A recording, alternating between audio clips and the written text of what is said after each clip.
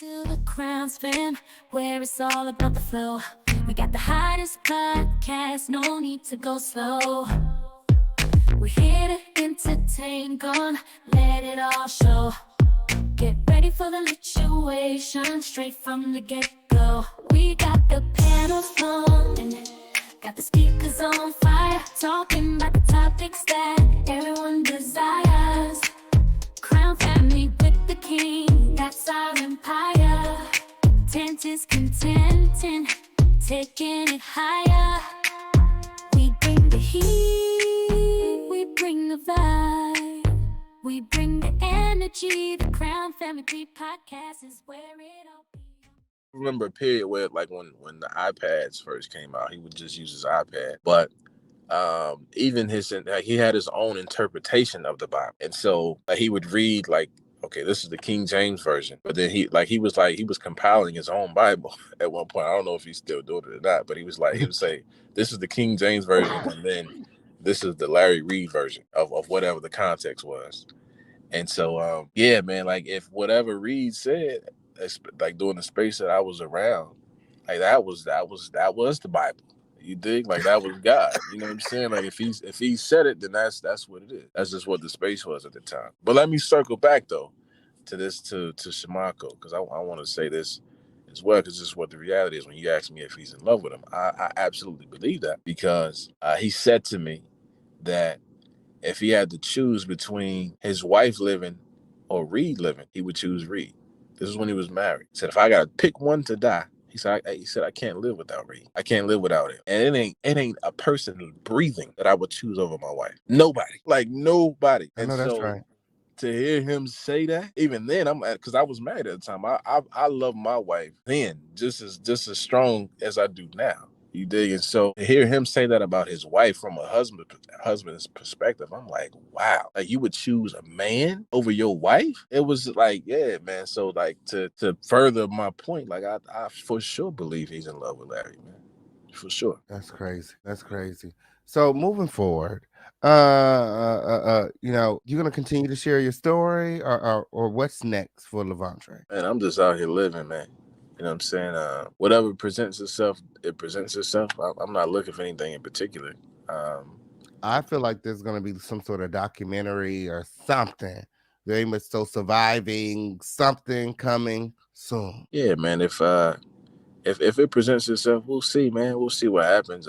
My main reason for wanting to even have this conversation was for accountability, man. It's not about vengeance. It's not about, like, if I wanted vengeance, then y'all wouldn't even know I existed. You know what I'm saying? And he probably wouldn't exist no if that's what it was on. Like, this ain't about vengeance. You know what I'm saying? Like, I don't need to be loud to get. This was about accountability. Yes, vengeance is the Lord's. Okay, and Larry knows that, and I feel like that's why he tried to get in front of this situation by reaching out to all these bloggers. If you could say something to all of those people who slandered you and talk bad about you and your wife, and shamed you for standing in your truth, what would you say to them? I would say to them, well, let me, it's a lot that I would say to them. We got time. It's a lot that I would say. I mean, one of the things that I was actually recently having a conversation with my wife about concerning this situation is the idea of, like, toxic masculinity, right? We've all heard that term. Mm-hmm. And what people don't realize is what I'm currently experiencing is one of the things that causes toxic masculinity. Here I am as a heterosexual male describing things that happened to me sexually as a teenager with a male. And because I'm having the conversation, people are taking the opportunity to use that against me, to say that I'm a gay, I'm closeted gay because I've experienced these things. And they don't realize that when you do that, you create. If I was a different kind of individual, if I actually wasn't healed through this, right? If I hadn't done the work prior to having this conversation, this could translate into me becoming an abusive husband, because now I'm trying to convince myself that I'm not gay, so I have to be overly masculine as a way to convince myself. When the reality is, it's just something that happened to me as a teenager, and it wasn't a scenario that I pursued. It was a very manipulative thing, and I don't think people really consider that. Like the whole idea of like this toxic masculinity thing. This is a part of it. Men are they hide their emotions for this reason. They hide their feelings for this reason because you take our vulnerability and use it as a weapon. So now I'm gonna show you can't play with me. I'm gonna beat you in your fucking face because I'm a man. Okay. You see what I'm saying? Like that's where that toxic masculinity thing comes from. So people you have to be careful with how you handle these kind of situations because the reality I'm not out here trying to convince nobody I'm not gay. I know I'm not gay. You understand what I'm saying? I'm not. That's not a battle for me. I'm not out here trying to windmill about me not being gay. If you feel like I'm gay, then you live with. I know a woman I've been with for 13 years that know I ain't gay, in a lot of different ways. I know that's right. So like they can kill that, man. Like they can kill that. It's funny to me. It's funny to me, man.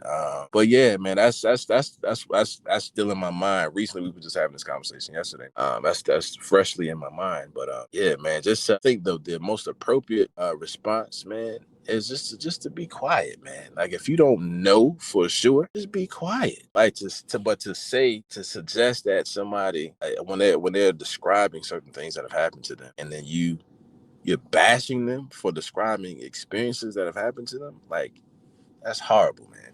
That's horrible. That's horrible. So yeah, and I would also say keep it on me. Keep it on me. Absolutely. Don't bring up my family, man. Yeah.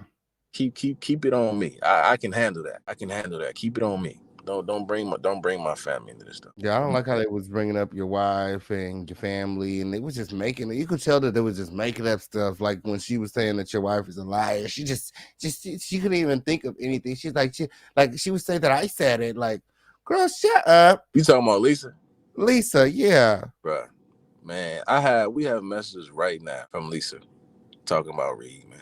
Right now, like right now, bro. Lisa is one of those. She's one of those. She's just as broken as Shmako is.